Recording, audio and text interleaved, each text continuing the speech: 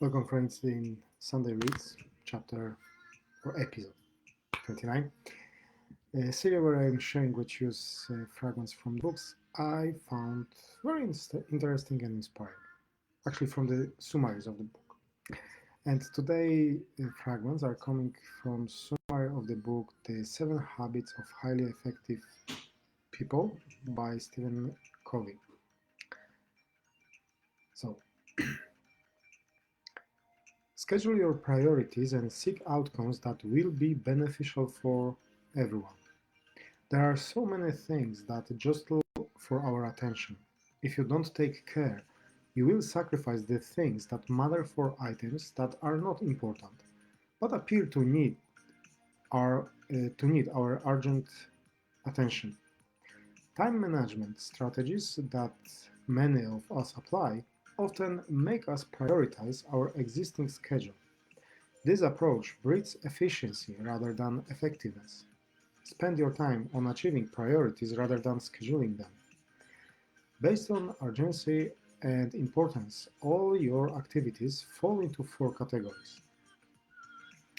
Urgent things that are also important, important things that are not urgent, urgent things that are not important, and items that are neither important nor urgent.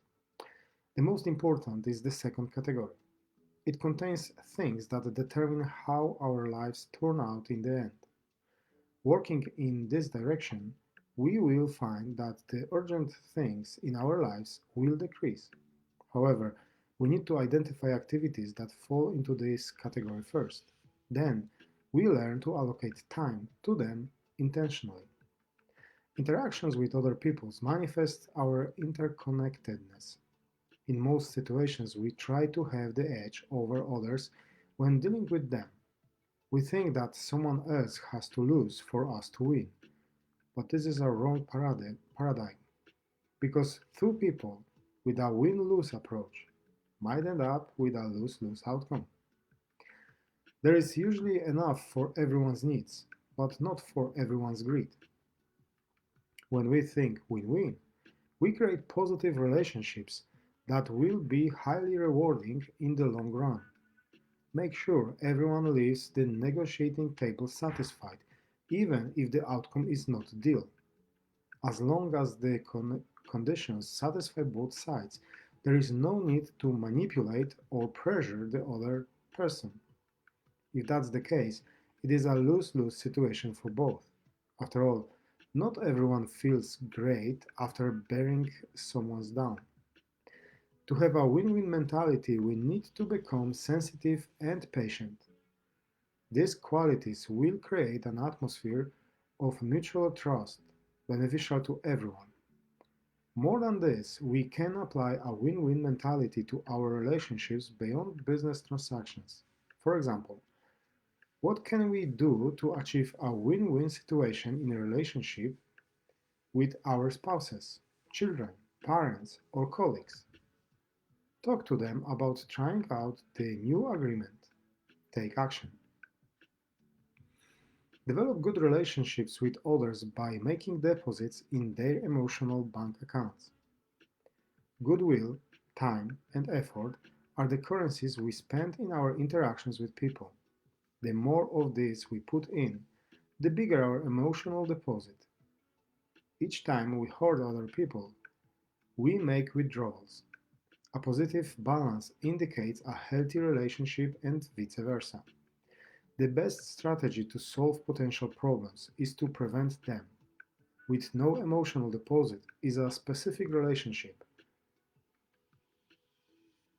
We need to mind our words and actions around people while taking steps to mend the connection. Keeping your promises is a beacon of reliance, the highest currency in the emotional bank. The practice of maintaining A-class relationships are numerous. 1. Empathy and excellence listening skills. Selfishness, poor empathy, and broken promises are returnable like karma. 2. Personal integrity through loyalty and sensitivity to others' needs. Gossiping is the opposite of the virtue. Being ready to defend someone in their absence is a sign of courtesy. 3. Making space for others. Engagement in people's life is a straightforward way to have healthy relationships. 4. Accountability. Accountability. Those who recognize their mistakes and apologize have bigger deposit in the emotional bank. How would we feel if the doctor handed us pills without listening to us properly? Indeed, we would take their recommendations with suspicion, but we do it all the time with those around us. We hardly listen to understand. We listen to reply. We project our circumstances and thoughts onto others. Therefore, empathy is one of the most valuable stocks we can invest in to make good deposits and positively impact others' lives. Empathic listening requires us to immerse ourselves in the person's worldview. We need to feel what they feel and think about how they think. Body language can conceal most negative emotions. Sometimes we need to ignore the words, look at people's gestures, and focus on the sounds and other non-verbal cues. When we practice empathetic listening, people will open up to us more and take our advice because they will realize that we are in sync with them. That is why good listeners usually have healthy relationships. And that's it for today. And from this place, I just want to wish you many blessings.